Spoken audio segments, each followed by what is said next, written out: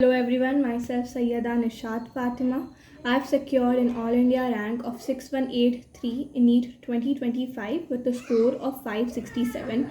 In this video, I'll be talking about my entire NEET journey, which consisted of 3 years, my class 11th, 12th, and my drop year. I'll be summarizing each of my years, what all mistakes that I did in my class 11th and 12th, and what all changes that I did in my drop year, which boosted my initial rank of 50,000 to my present rank of 6183.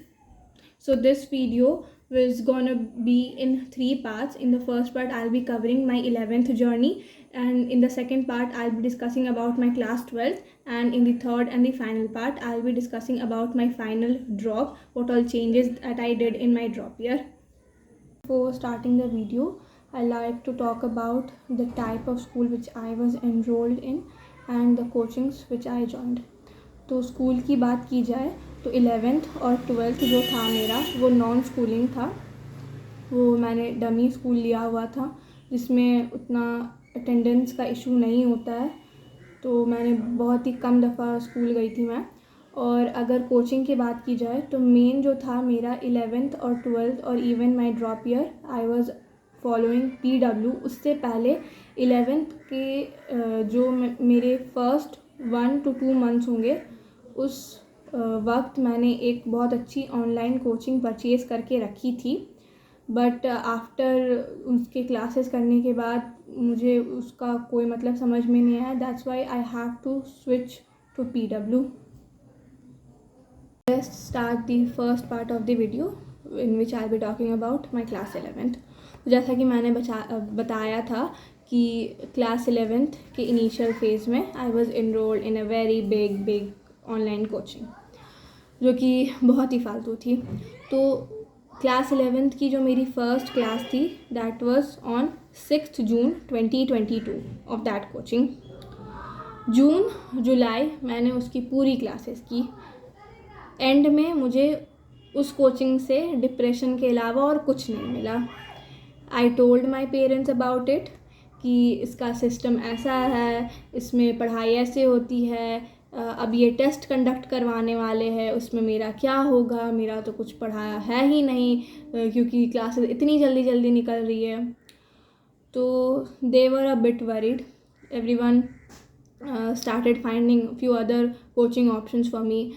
Some suggested कि offline coaching चले जाओ, but I was कि नहीं, मुझे घर से ही करना है कोचिंग जो है, कि I was not going to enroll in any further offline coaching. तो फिर I talked with my classmates जिनसे मैंने पूछा कि आप किस कोचिंग से प्रिपेयर कर रहे हो. तो like 90% of my classmates have taken PW का बैच. तो आई आस्क्ड विद देम कि उसमें क्या होता है, उसका सिस्टम क्या है. तो दे वर लाइक हाँ, उसमें तो टीचर बोर्ड में लिख के पढ़ाते हैं, उसमें नोट्स तुरंत क्लास के बाद मिल जाते हैं. बस इतना काफ़ी था मेरे लिए कि उस कोचिंग से इस कोचिंग में मैं शिफ्ट कर जाऊँ. तो 3rd August 2022 को मैंने PW का बैच परचेज़ किया विच वॉज अर्जुना NEET 2024. उसके बाद मैंने इनिशियली उससे ऐसा नहीं था कि पूरा ही उस कोचिंग से इस कोचिंग में शिफ्ट कर दिया, वहाँ का सिर्फ बंद ही कर दिया. बिकॉज़ क्योंकि कुछ को लगता था कि ये नई कोचिंग आई हुई है, इसमें तो इजी पढ़ा रहा है, इसके टेस्ट में तुम्हारे नंबर अच्छे आ रहे हैं और उसका हार्ड टेस्ट होता है, इसीलिए तुम नंबर स्कोर नहीं कर पा रही हो. वहाँ पे हो सकता है ज़्यादा टफ पढ़ाता है, इसीलिए तुम अब्जॉर्ब नहीं कर पा रही हो, और यहाँ पे इजी पढ़ा रहा है सिर्फ इसीलिए तुमको अच्छा लग रहा है. तो ऐसा नहीं था कि मैं कम्प्लीटली उस कोचिंग से PW में शिफ्ट कर गई थी. मैं सिर्फ फिज़िक्स और केमिस्ट्री ही पढ़ना अलाउड था, जैसा कि बोल सकते हैं, और बायो मैं अभी भी उसी कोचिंग से कर ही रही थी. तो फिर अराउंड अक्टूबर आते आते मैंने बहुत झगड़ा किया घर में कि नहीं, मुझे उस कोचिंग से नहीं पढ़नी है, मुझे इसी से पढ़ने दो, मैं उसके टेस्ट और DPP दे दूँगी. तो जो फर्स्ट टेस्ट था मेरा उस कोचिंग का, उसमें मेरे 11th में मार्क्स आए थे 472. और जो मेरा PW का फर्स्ट टेस्ट था, जिसमें मैंने अच्छे से प्रिपेयर करके पढ़ा था, उसमें मेरे मार्क्स आए थे 572 के अराउंड। और मेरे 11th की अगर बात की जाए तो जो पहला वाला मेरा एक्स कोचिंग था, उसमें मेरे जो मार्क्स थे, क्योंकि उसका जो सिलेबस था वो काफ़ी आगे चलता था PW से, तो लास्ट अक्टूबर आते आते तक I was shifted entirely into PW। पूरा PW से ही पढ़ती थी मैं, उसकी बायो भी छोड़ दी थी क्योंकि that was of no use. तो PW में जो मेरा स्कोर रेंज रहता था क्लास 11th में, वो 572 से 584 तक हाईएस्ट गया था मेरा मार्क्स जो था। और जो लोएस्ट मेरा मार्क्स था 11th क्लास में, वो 420 के अराउंड था, 427 और 423 था। और क्योंकि मैंने बोला था कि मैं वो एक्स कोचिंग के भी टेस्ट दूंगी, तो उसमें तो उसके सिलेबस काफ़ी आगे चलते थे, तो उसका जो मैंने पहला टेस्ट दिया था उसमें 472 स्कोर किया था। उसमें आगे जाते जाते उसके सिलेबस और तेज़ी से पढ़ने लगी थी। और PW में क्या था कि वो संभल संभल के पढ़ाते थे, एक चैप्टर जितना टाइम लेता है, भले उनका जो क्लास का शेड्यूल है उससे भले एक्सटेंड हो जाए, लेकिन वो कभी भी हरी नहीं करते थे कोई भी चैप्टर को ख़त्म करवाने में। तो इसके वजह से मतलब जो उस कोचिंग का जो टेस्ट था उसमें नंबर काफ़ी गिरने लगे। इवन 300 तक भी मेरे नंबर आए थे उसमें, पर उतना ध्यान नहीं देती थी मैं, क्योंकि पता था कि वो मेरे आउट ऑफ सिलेबस के क्वेश्चन थे, क्योंकि मेरे वो उस सिलेबस तक अभी तक पहुंचा ही नहीं है मैंने। तो मेरा जो PW के क्लास करने का जो तरीका रहता था, मैं सारे क्लासेस लाइव ही करती थी और क्लास के साथ साथ ही नोट्स बनाती थी मैं। जो पहली क्लास मैंने जब अगस्त से स्टार्ट की थी, तो उस वक्त motion in a straight line चल रहा था, उसका भी कोई बीच का लेक्चर चल रहा था, वहाँ से मैंने ज्वाइन किया था, क्योंकि उस कोचिंग से फिर भी मेरा थोड़ा आइडिया था कि उससे पहले वाले मैं कर सकती थी, तो वहाँ से मैंने स्टार्ट किया था। तो मैं डेली अपने लाइव लेक्चर्स करती थी, उसी दिन जिस दिन हो रहा है एकदम बिल्कुल लाइव करती थी मैं सारे लेक्चर्स, और साथ साथ क्लास के नोट्स बनाती थी।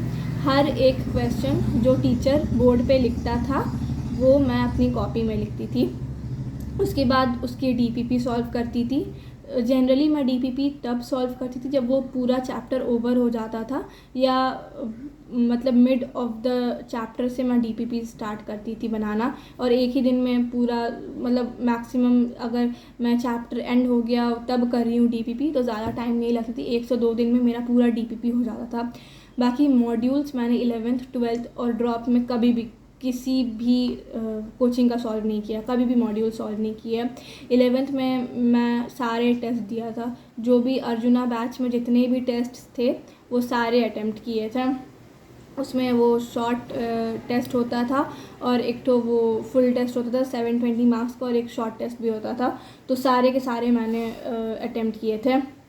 लेकिन जो गलतियाँ मैंने 11th में की थी कि लास्ट तक आते आते मैं उतना ध्यान से लेक्चर्स नहीं लेती थी, उतना नोट्स थोड़ी प्रोकास्टिनेट कर देती थी, उतना नोट्स मेरा इनकम्प्लीट रहने लगा था, DPPs मैंने छोड़ दिया था, क्लास में समझना मैंने छोड़ दिया था, उतना मतलब इफ़ेक्टिव और फोकस से मैं क्लास को सुनती नहीं थी। स्टार्टिंग में काफ़ी हाई जोश था, काफ़ी सही से प्रिपेयर कर रही होती थी, फिर लास्ट तक आते आते काफ़ी डाउन हो गया था। और उतना क्योंकि था कि सिलेबस भी ख़त्म करवाना है, और क्लास जैसे आप करते हो तो लास्ट तक आते आते क्लासेस की स्पीड भी बढ़ जाती है। इनिशियली आपको थोड़े स्लो पेस में पढ़ाया जाता है, फिर बाद में आते आते आपका जो स्पीड ऑफ टीचिंग है वो हल्की सी इंक्रीज़ होती जाती है।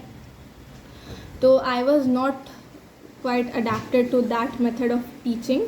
जब वो टीचिंग का जैसे जैसे स्पीड बढ़ता गया, I was not quite comfortable with that, क्योंकि मैं उतनी मेहनत नहीं कर रही थी। जो बात थी 11th में आई was not focusing on the classes much, और DPPs भी मैंने करनी छोड़ दी थी। तो एंड रिज़ल्ट 11th का ये हुआ कि मेरा फ़िज़िक्स जो था वो रोटेशनल मोशन तक ही सलामत था, उसके बाद जो आगे के चैप्टर्स थे वो बहुत बहुत बहुत वीक थे, और रोटेशनल मोशन तक मतलब उतना भी अच्छा नहीं था, ओके था। जूलॉजी और बॉटनी जो थी वो भी ठीक ठाक थी, लेकिन कभी मैंने 11th में NCERT पढ़ा ही नहीं था, सिर्फ जो टीचर्स के नोट्स थे वही पढ़े थे, और पता भी नहीं था कि NCERT पढ़ना था। और अगर केमिस्ट्री की बात की जाए तो इक्विलिब्रियम, थर्मोडायनेमिक्स और जीओसी जैसे चैप्टर्स मेरे बहुत बहुत बहुत वीक थे।